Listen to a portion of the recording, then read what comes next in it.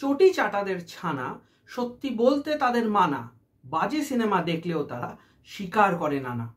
Madam Sengupta একটা gimmicky movie, যার look and feel very well packaged. আমার এক সাবস্ক্রাইবার বন্ধু আগের দিন একটা খাঁটি কথা বলেছেন, ভালো দেখতে বাজে বাংলা সিনেমা। আগে তো রবীন্দ্রনাথ ঠাকুর, সত্যজিৎ রায় এনারা ছিলেনই, এখন বাংলার পরিচালকরা সুকুমার রায়কে অব্দি ভাঙিয়ে খাচ্ছে। স্ক্রিন প্লে কিন্তু খুবই ওয়ান ডিমেনশনাল অ্যান্ড সারফেস লেভেলের। আপনি যদি এই ফিল্মটাকে ওপরে ওপরে দেখেন তাহলে কিন্তু আপনার হয়তো খারাপ লাগবে না, ভালো লাগতে পারে, কিন্তু যদি আপনি এর লজিক্যাল ফ্যালাসিসগুলো ডিপলি দেখেন তাহলে বুঝবেন এই সিনেমাটাকে একদম জোড়াতাপ্পি দিয়ে বানানো হয়েছে। এই সিনেমাটার ক্লোজ রেফারেন্সে যদি কোনো সিনেমার নাম উঠে আসে সেটা হবে দৃশ্যম বা মম, যেখানে ফাদার ফিগার বা মাদার ফিগার খুব ইম্পর্টেন্ট হয়ে যায় এবং বাচ্চার সাথে কোনো ট্র্যাজেডি ঘটে। মার্ডারের স্টাইলের সাথে বা ইনভেস্টিগেশনের স্টাইলের সাথে সুকুমার রায়ের এই কবিতাগুলোর কিন্তু অ্যাজ সাচ কোনো রেলিভেন্স নেই। জোর করে বারবার কবিতাগুলো পড়া হচ্ছে, শোনানো হচ্ছে, যাতে বোঝানো যায় যে হ্যাঁ, এই সিনেমাটার সাথে এই কবিতাগুলোর প্রচুর রেলিভেন্স রয়েছে। ছবির প্রথম থেকেই আপনারা বুঝে যাবেন যে কালপ্রিট কে। তার বডি ল্যাঙ্গুয়েজ অ্যান্ড স্পিচ খুবই এভিডেন্ট যে উনি কালপ্রিট। পুরো ছবিতে মাইল্ড একটা টেনশন ধরে রাখতে সক্ষম হয়েছে ঠিকই, কিন্তু থ্রিলার হিসেবে থ্রিলটা নেই, কারণ ফিজিক্যাল মুভমেন্ট সবারই খুবই পুয়ার। পুরো গল্প থেকে যদি আপনি সুকুমার রায়ের এলিমেন্টটা বাদ দিয়ে দেন তাহলেও কিন্তু গল্পটা পুরোপুরি সেম থাকছে।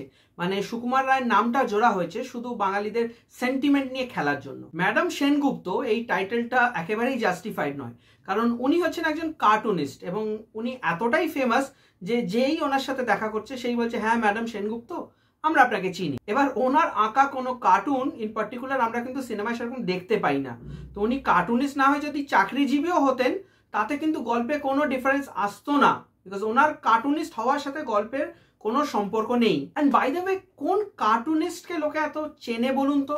মানে আমার মনে হয় যারা হার্ডকোর সেই কার্টুনের ফ্যান তারা ছাড়া অ্যাকচুয়াল কার্টুনিস্টকে কিন্তু কেউ চেনে না। তার কার্টুন চিনতে পারে, মানে আমাদের সামনে যদি কেউ হেঁটে যায় এবং তার মধ্যে যদি নারায়ণ দেবনাথ থাকে, একমাত্র যারা নারায়ণ দেবনাথকে চেনে তারাই চিনতে পারবে। হাদা মাদা পড়লেই যে নারায়ণ দেবনাথকে চিনতে পারবে এরকম কিন্তু নয়। যেখানে টলিউডের অ্যাক্টররা পাশ দিয়ে হেঁটে গেলেও লোকে চেনে না, সেখানে একজন কার্টুনিস্টকে সবাই রেকগনাইজ করছে, তাও তার কাজ একবারও দেখানো হয়নি। এটা খুবই কাকতালীয় লাগছে। ছবিতে কৌশিক সেনের কোনো রোলই ছিল না সেরকম, বলতে পারেন ওনাকে শুধু নামমাত্র রাখা হয়েছিল। সিনেমার কাস্টিং যেরকম হরেবল সেরকমই হরেবল তাদের পারফরমেন্স। রাহুল বোসের যে ছেলের অভিনয় করেছে ওর রীতিমতো স্পিচ সাউন্ড ডিসঅর্ডার আছে, মানে যাকে টেকনিক্যালি বলে ওভার এনাউন্সিয়েটেড ডিগ্রাফস। মানে পাতি ভাষায় বলতে গেলে ও যখন এই সাউন্ডগুলো করছিল রীতিমতো কানে লাগছিল। এবং আমি জানি না কেন বাংলা সিনেমায় সবাই আবৃত্তি ব্যাকগ্রাউন্ড থেকে আসে। আবৃত্তি ব্যাকগ্রাউন্ড থেকে কিন্তু সিনেমায় আসা উচিত না, দুটো পুরোপুরি আলাদা আর্ট ফর্ম, যেরকম নাটকও একটা আলাদা আর্ট ফর্ম। এই দুটো জায়গা থেকে যখন সিনেমায় লোকে আসে এদের স্পিচ পুরোপুরি মেকি লাগে, এনাদের স্পিচ কোনোভাবে নর্মাল মানুষ যেভাবে কথা বলে ওরকম হয় না। আমি আগেও বলেছি যে বাংলার অ্যাক্টরদের অনেকেরই স্পিচ প্রবলেম আছে। স্পিচ প্রবলেম মানে সবাই যে তোতলা এরকম নয়, সবারই একটু উচ্চারণ এদিক ওদিক যায়, এবং সেটার আরেকটা কারণ হচ্ছে সবাই আবৃত্তি ব্যাকগ্রাউন্ড থেকে আসে। কিন্তু আমি যত লোকের স্পিচ শুনেছি আজ অবধি শোনা, আমার ওয়ার্স্ট স্পিচ হচ্ছে এই ছেলেটির, যিনি রাহুল বোসের ছেলের অভিনয় করেছেন। তো তুমি যদি বাবা এই ভিডিওটা দেখে থাকো তাহলে প্লিজ একটা স্পিচ থেরাপিস্ট কনসাল্ট করো, please, it's an Ernst request. তোমার স্পিচ কানে লাগে, নেওয়ার যোগ্য না। রাহুল বোস নিজের মুখটাকে কি করেছেন? ফেসিয়াল ট্রিটমেন্ট, বোটক্স তো মনে হলো না, ফিলার্স তো মনে হলো না, but something he has done to the face, এবং যার জন্য ওনার কোনো এক্সপ্রেশনই আর নেই। এবং এক্সপ্রেশন বাদ দিন, পুরো গোটা সিনেমাতে উনি এক ফোটাও অ্যাক্টিং পারেননি। জানি রাহুল বোসকে নিয়ে বলে ফেলেছি হয়তো খুব খারাপ কথা, উনি একজন ভেটারান অ্যাক্টর, খুব ভালো অ্যাক্টর, বাট যেটা পারেননি সেটা পারেননি। মানে বোস বাঙালি, তো আমি যতটুকু জানি উনি বাঙালি, তো উনি বাংলা বলতে পারছেন না কেন? হঠাৎ উনি হিন্দিভাষী হয়ে গেছেন, এটা কি নতুন প্রচলিত স্টাইল, যেরকম প্রসেনজিৎ চ্যাটার্জি বলেছেন? আর ঋতুপর্ণা সেনগুপ্ত পুরো রিজিড ম্যানিকুইনের মতো ছিলেন পুরো ফিল্মে। মানে অ্যাক্টিং তো উনি এফার্ট দিচ্ছিলেন না জানি না, পুরো একটা ডেড পোকার ফেস এক্সপ্রেশন ওনার ওপর সারাক্ষণ, এবং ফিজিক্যালি উনি নড়তে পারছিলেন না। ওনাকে দেওয়া হয়েছে অ্যাকশন সিনস, জাস্ট ভাবুন, ইমাজিন করুন, আমি আর কিছু বলতে চাই না। আর আমি জানি হয়তো অনেকেই এটার জন্য আমাকে খারাপ ভাববেন, আবার কয়েকজন সহমত হতেও পারেন। আমি একটু ওল্ড স্কুল। আমি মনে করি যারা অ্যাক্টিং করে, যারা ক্যামেরার সামনে আসে, তাদের কিন্তু নিজের শরীরের প্রতি একটু ধ্যান দেওয়া উচিত, একটু কেয়ারফুল থাকা উচিত।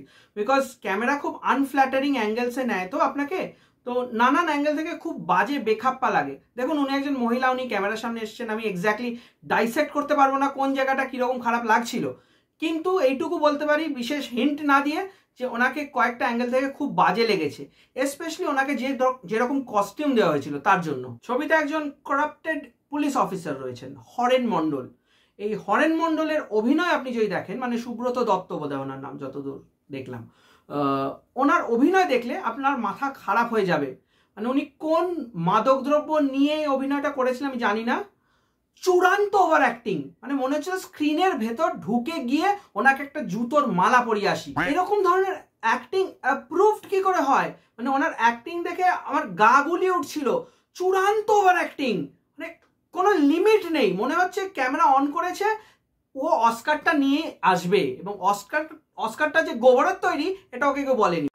এবং গল্পের দিক দিয়ে যদি বলি, এই পুলিশ অফিসারটার এত রাগ কেন কৌশিক সেনের ওপর বা ঋতুপর্ণা সেনগুপ্তর ওপর, সেটাও কিন্তু ক্লিয়ারলি দেখানো হয়নি।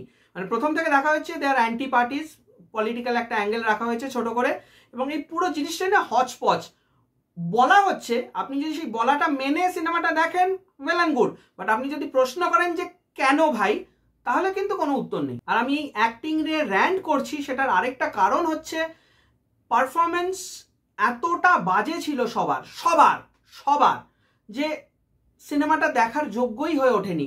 মানে ওই যে বললাম না, স্ক্রিন প্লেটা খুবই লুজ, সারফেস লেভেলের, সেটাও মেনে নিয়ে সিনেমাটা দেখা যায়, মানে আপনি তাও টলারেট করে নেবেন।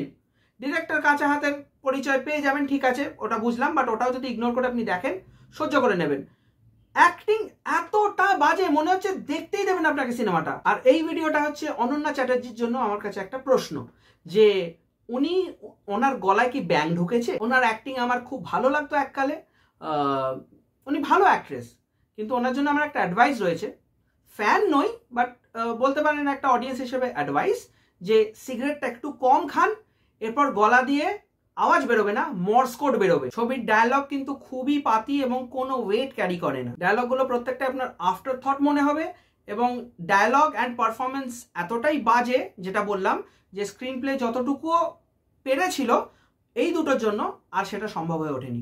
ঋতুপর্ণা সেনগুপ্তকে প্রচুর স্ক্রিন টাইম দেওয়া হয়েছে, এবং বাকিদের স্ক্রিন টাইম যদিও বা দিয়েছে, somehow they were stripped of their characteristic properties। এবার এই যেরকম অ্যাক্টিং এর জন্য স্ক্রিন প্লে সাফার করেছে, সেরকম এই অ্যাক্টিং এন্ড পারফরমেন্সের জন্য এবং অ্যাকশনসের জন্য ব্যাকগ্রাউন্ড স্কোরও সাফার করেছে। মানে ব্যাকগ্রাউন্ড স্কোরটা কিন্তু ইম্প্যাক্টফুল, আহামরি দারুণ নয়, কিন্তু একটা থ্রিলার হিসেবে যেরকম ব্যাকগ্রাউন্ড স্কোর হওয়া উচিত সেরকম ব্যাকগ্রাউন্ড স্কোর, বাট সেটা একদম it falls flat on its face, because যেরকম ব্যাকগ্রাউন্ড স্কোর সেরকম পারফরমেন্স, সেরকম ডায়লগ ডেলিভারি, সেরকম বডি ল্যাঙ্গুয়েজই নেই কারু। ইনফ্যাক্ট সিনেমার অ্যাকশন কোরিওগ্রাফিও হরেবল।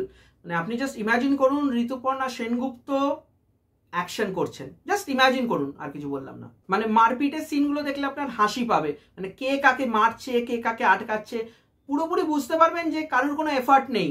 হ্যাঁ, বলা হয়েছে এই শোন তুই এদিক দিয়ে মারবি, আপনি ধরবেন, এইভাবে করা হবে, হ্যাঁ জিনিসটা একটা দুটো অ্যাঙ্গেলেই নেওয়া হচ্ছে, এবার ছেড়ে দে। আচ্ছা, সে অর্থে যদি বলতে হয় তাহলে সিনেমাটোগ্রাফিতেও কিন্তু কিছু প্রবলেম রয়েছে। তার মধ্যে একটা যেটা মেন, সেটা হচ্ছে কন্টিনিউটি ইস্যু আছে। মানে আমি আগেও অনেক ভিডিওতে বলেছি cutting in motion. Cutting in motion মানে হচ্ছে যখন একটা ক্যারেক্টার মুভ করছে, সেখানে যেভাবে কাটটা হবে পরের মোশনটা ওর সাথে ম্যাচ করবে। ইনফ্যাক্ট ওভার দ্য শোল্ডার যে শটগুলো নেওয়া হয়েছে, মানে ধরুন আমার ওভার দ্য শোল্ডার যে শটটা হচ্ছে, আমার সামনে যে রয়েছে তার ওভার দ্য শোল্ডার যে শটটা হচ্ছে, এই দুটো ম্যাচ করছে না। মানে পরাণ বন্দ্যোপাধ্যায় যখন বন্দুকটা ধরে রয়েছেন, ওনার সামনের যে ক্যামেরাটা সেটা দেখা যাচ্ছে পিস্তলটা এখানে ধরে, পেছন থেকে ওভার দ্য শোল্ডার পিস্তলটা নিচে ধরে, এবং এটা একটা ছোট ইস্যু। এরকম অনেক জায়গায় রয়েছে যেখানে ঋতুপর্ণা সেনগুপ্ত ধরুন মারপিটের সময় হাত ওপরে রেখেছে, পরের শটটা অ্যাকচুয়ালি দেখা যাচ্ছে হাতটা নিচে, বা আরেকটা জায়গায় উনি বসে রয়েছেন, এক জায়গায় মাথা নিচু মাথা উঁচু, পরিষ্কার বুঝতে পারবেন। এবার এটা সাধারণ লোকের অবভিয়াসলি চোখে পড়বে না, কারণ তারা সিনেমাটা দেখছে, but as a critic obviously this can be ignore. এবং অনেকে হয়তো বলবেন যে কেন আপনি এরকম চুলচেরা বিশ্লেষণ করছেন, সিনেমাটা তো ভালো, দেখুন, এত কেন আতেলের মতো বলছেন। কমেন্ট সেকশনে তো এরকম আছে, একটা মাথা মোটা চলেই আসে। তো সেটার কারণ হচ্ছে বাংলা সিনেমার পাশে দাঁড়ানো আমার কাজ নয়। আমার কাজ কোনটা ভালো সিনেমা কোনটা খারাপ সিনেমা এটা বোঝানো। এবং যখন আপনি পরিষ্কার উইকিপিডিয়ায় লিখছেন যে নিও নোয়া ক্রাইম থ্রিলার, কদিন আগে নিও নোয়া ক্রাইম থ্রিলার দেখলাম মৃগয়া, তো মৃগয়া দেখে যদি ভালো লেগে থাকে, এটা দেখে আমার গয়া যেতে হবে পিণ্ড দিতে। আরেকটা জিনিস যেটা আপনার চোখে পড়বে সেটা হচ্ছে আমরা একটা বলি এস্টাবলিশিং শট। যারা ফিল্মস দেখেন, ফিল্মসের ব্যাপারে একটু নলেজ রাখেন, তারা বুঝবেন এস্টাবলিশিং শটটা কি জিনিস। আমি ধরুন এখানে ভিডিও করছি, এটা যদি একটা ফিল্ম হতো তাহলে আমাকে বাড়ির বাইরেটা একবার দেখাতে হতো, একটা ক্লিপসও দেখাতে হতো। যেরকম ওয়েলকাম হোম বলে যে একটা থ্রিলার বেরিয়েছিল, ওখানে বারবার বাড়িটাকে বাইরে থেকে দেখাচ্ছে, এস্টাবলিশিং শট নিচ্ছে একটা। তো লোকেশনের একটা রেলিভেন্স পাওয়া খুব প্রয়োজনীয় হয়ে যায় দর্শকের জন্য, বোঝার জন্য যে কোথায় এক্স্যাক্টলি ঘটছে। ওয়ার্ল্ড বিল্ডিংটাও সুবিধা হয়। এখানে দেখানো হচ্ছে ঋতুপর্ণা বাড়ি থেকে বেরোলো, দরজা বন্ধ করলো, স্ট্রেট খরাজ মুখোপাধ্যায়ের কাছে পৌঁছে গেল, মাঝখানে জার্নিটা দেখানো হলো না। এবার অনেকে বলতে পারে ওটা তো ইম্পর্টেন্ট নয়। ইম্পর্টেন্ট তখন নয় যখন ওটাকে এক্সটেন্ড করে দেওয়া হবে, বাট 10 সেকেন্ড 15 সেকেন্ড ওটা দেখাতে হয়। দেখবেন কোনো না কোনো ফিল্মে আপনি এটা খেয়াল করবেনই যে এই জিনিসটা দেখাতে হয় যে একটা জায়গা থেকে আরেক জায়গায় যখন যাচ্ছে, স্ট্রেট দরজা বন্ধ করলো বেরোনোর জায়গায়, দরজা খুললো পৌঁছানোর জায়গায়, এটা হয় না, মাঝখানে ট্রানজিশনটা দেখাতে হয়, otherwise you don't get the world building. এবং এই সায়ন্তন ঘোষালের অ্যানিমেশন ইউজ করার প্যাটার্নটা একদম বাজে। প্রথমত খুব লো গ্রেড অ্যানিমেশন ইউজ করা হয়, এগুলো খুব হাই ডেফিনিশন প্রিস্টিন অ্যানিমেশন নয়।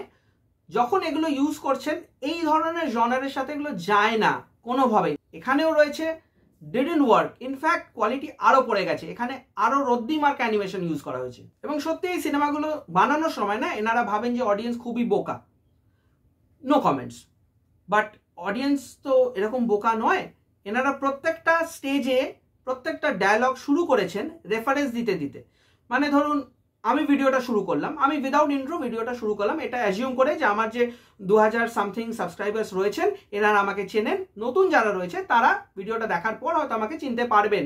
প্রত্যেকটা লাইনের পর আমি একবার করে বলে দিচ্ছি না, হ্যাঁ আমি টম থ্রাশ আপনি থ্রাশ আওয়ার দেখছেন, হ্যাঁ আমি টম থ্রাশ আপনি থ্রাশ আওয়ার দেখছেন। এটা বলে দিলে কিন্তু আপনি ভাবেন দূর বাবা জানি, প্রসিড। এখানে প্রত্যেকটা স্টেজে মনে করিয়ে দেওয়া হয়েছে উনি ম্যাডাম সেনগুপ্ত, আরেকজন হ্যাঁ ও পুলিশ অফিসার অমুক, হ্যাঁ আমার এক্স হাজব্যান্ড অমুক, আমার মেয়ে মিতুল।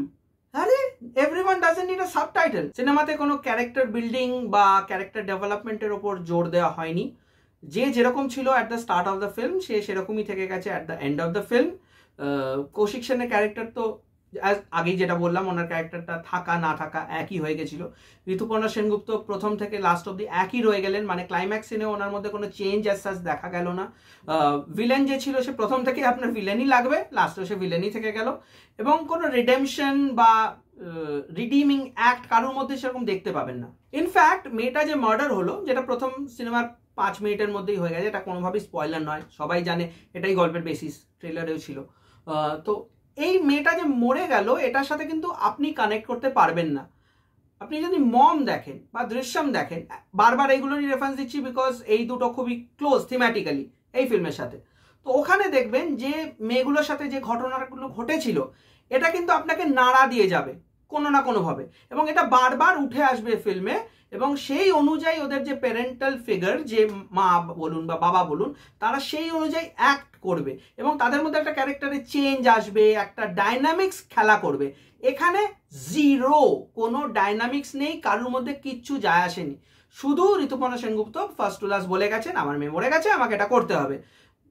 এমন মেয়ে যে কোথায় পড়তে গেছিল, কি করছিল, মা কিছুই জানে না, পৃথিবীর লোক কেউ জানে না তার বাবাকে, অথচ সবাই কিন্তু মার্ডারের পর বুঝতেই পারছে যে হ্যাঁ ওটাই তোর বাবা। মানে ভাই বলতেটা কি চাইছিলিস তুই? হ্যাঁ, ছবিতে কিন্তু বাৎসরিকের সেট ইউজ করা হয়েছে, মানে যে বাড়িতে বাৎসরিক শুট করা হয়েছিল সেই সেম লোকেশনে শুট করা হয়েছে। এই ইনফরমেশনটা কেন দিলাম? কারণ এটা আপনি একমাত্র থ্রাশ আওয়ারে পেয়েছেন, বাকিটা কেউ এটা বলেনি। তো এরপর যদি দেখেন যে কেউ বলেছে, তাহলে বুঝবেন যেরকম বাকি থাম্বনেল অ্যান্ড টাইটেলস আমাদের থেকে চুরি হচ্ছে, সেরকম এটাও চুরি হয়ে গেছে। এবার এই সেগমেন্টটা আপনারা স্কিপ করতে পারেন, আমি টাইম স্ট্যাম্প দিয়ে দেবো, কারণ এখানে থাকছে স্পয়লার্স। সিনেমাতে একটা পোর্শন আছে যেখানে রাহুল বোস ঋতুপর্ণা সেনগুপ্তকে জিজ্ঞেস করে যে ও কি জানে এটা ওর নিজের মেয়ে, মানে ও মানে কৌশিক সেন, যেটা খুবই বিকট একটা ব্যাপার। মানে আমি তখন ভাবলাম যে হয়তো ঋতুপর্ণা সেনগুপ্ত সিঙ্গেল মাদার, যে এমন স্টেজে উনি চলে গেছিলেন যখন হয়তো উনি প্রেগনেন্ট ছিলেন, কৌশিক সেন জানেনি যে মেয়ে হয়েছে। তারপর যখন ব্যাক স্টোরি দেখানো হলো, যখন দেখলাম যে রীতিমতো ওনারা হাজব্যান্ড ওয়াইফ ছিলেন, সংসার করতেন, মেয়েটা এরকম একটা হাইটের ছিল, তখন মেয়েকে নিয়ে চলে যায়।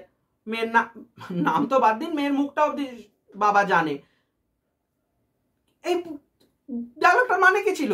মেয়ে মরে গেছে, বাপের কোনো রিয়াকশন নেই, কোনো তাপত্তাপ নেই, বাবা লুকিয়ে পড়েছেন এবং মেয়েকে খুঁজতেও যাননি। এবং যখন ঋতুপর্ণা সেনগুপ্ত এসে জিজ্ঞেস করছেন যে তুমি এরকম ভীতুদের মতো লুকিয়ে পড়লে কেন, তখন কৌশিক সেন বলছে তুমি কি ভাবলে আমি লুকিয়ে পড়েছি? দেন ডিরেক্টর ভুলে গেলেন যে এই ডায়লগটার মানে হচ্ছে কৌশিক সেন অ্যাকচুয়ালি কিছু করেছে, উনি শুধু লুকিয়ে পড়েননি। তো না লুকিয়ে উনি কি করেছিলেন দেখায়নি। ইউজলেস বাবা। কে কখন এখানে নাট্যকার থেকে পলিটিশিয়ান হয়ে যাচ্ছে, কার্টুনিস্ট থেকে ডিটেকটিভ হয়ে যাচ্ছে, এগুলো আপনি বুঝতে পারবেন না। By the way, Rituparna Sengupta যে কার্টুনিস্ট থেকে এই মামলায় কিভাবে জড়ালেন, মানে উনি তো ডিটেকটিভ নন, ওনার সাথে পুলিশের কোনো সম্পর্ক নেই। রাহুল বোস একটা নিউজ পেপার চালায়। রাহুল বোস ওয়াজ আ ইউজলেস ক্যারেক্টার, যার একটা ইনপুট নেই এই ফিল্মে। মানে রাহুল বোসকে বলছি না, রাহুল বোসের ক্যারেক্টারটার কথা বলছি। ওনার কোনো ইনপুট নেই এই ফিল্মে। উনি ঋতুপর্ণা সেনগুপ্ত শুধু মাইক্রোফোন ছিলেন। মানে ঋতুপর্ণা সেনগুপ্ত নিজে যে আলোচনা করতেন, নিজে বলার জন্য, আমি যেমন ক্যামেরায় বলছি, উনি ওরকম কাকে বলবেন, রাহুল বোসকে দাঁড় করে শোনাতেন। রাহুল বোস আচ্ছা এই ব্যাপার, হ্যাঁ এইটা বোধহয়, বলে কোনো সলিউশন দিত না। মানে রাহুল বোসকে যদি আপনি ফিল্ম থেকে বাদ দিয়ে দেন, কৌশিক সেনকে যদি আপনি ফিল্ম থেকে বাদ দিয়ে দেন, ফিল্মটা একই থাকবে। এবং এই সিনেমা একটা অদ্ভুত ব্যাপার রয়েছে, দারুণ একটা লজিক্যাল লুপ হোল, সেটা হচ্ছে সবাই সবাইকে চেনে এবং আজন্মকাল চেনে, আজকে কালকে নয়। মানে খরাজ মুখোপাধ্যায়, উনি বোধহয় সিকিউরিটি গার্ড নাকি একটা ছিলেন ঋতুপর্ণা সেনগুপ্তর মেয়ের কলেজে, উনিও ঋতুপর্ণাকে চেনেন অনেক বছর থেকে। পুলিশ অফিসারটা ওদেরকে চেনে অনেক বছর থেকে। তাহলে দেখাতে হতো যে এটা একটা পার্সোনাল ভেন্ডেটা, পুরোনো দিনের কোনো রিভেঞ্জ না, ঘটনাটা ঘটেছে একটা কলেজ পলিটিক্স নিয়ে। এবং কোইন্সিডেন্টালি সবাই সবাইকে আজন্মকাল ধরে চেনে। জানেন তো, এই লেডি সুপারস্টার, অমুক সুপারস্টার, অমুক মেগাস্টার, এদের এই রেশারেশিতে মরছি আমরা অডিয়েন্সরা। কারণ হ্যাঁ, আমি অডিয়েন্স, আমাকে ক্রিটিক হিসেবে দেখবেন না, আমিও টাকা দিয়ে সিনেমাগুলো দেখি।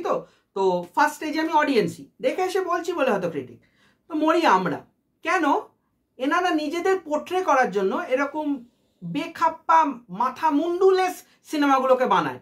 এই সিনেমাটা শুধু বানানো হয়েছিল ঋতুপর্ণা সেনগুপ্তকে প্রজেক্ট করার জন্য as a female lead, and she failed drastically. পুরাতন দেখে আমার সত্যি এক্সপেকটেশন খুব হাই হয়ে গেছিল।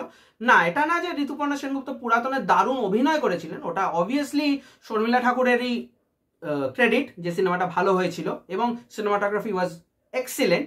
বাট এই সিনেমাটা লুক অ্যান্ড ফিল, যেটা বললাম, ঠিক আছে, ঠিকঠাক একটা বাংলা সিনেমা হিসেবে, একটু polished, but that's it. Surface লেভেলের সিনেমা, মাথা খাটিয়ে একদম দেখতে যাবেন না। ওভারঅল এই সিনেমাটাকে আমি দেব 2 out of 10 stars, just because এনারা কষ্ট করে বানিয়েছেন। আশা করি এই ভিডিওটা আপনাদের ভালো লেগেছে। যদি ভালো লেগে থাকে তাহলে একটা লাইক, শেয়ার আর সাবস্ক্রাইব করে দেবেন। You can always follow me on Instagram. আপনারা দেখছিলেন থ্রাশ আওয়ার, আমি আপনাদের হোস্ট টম থ্রাশ, এবং দেখা হচ্ছে পরের ভিডিও।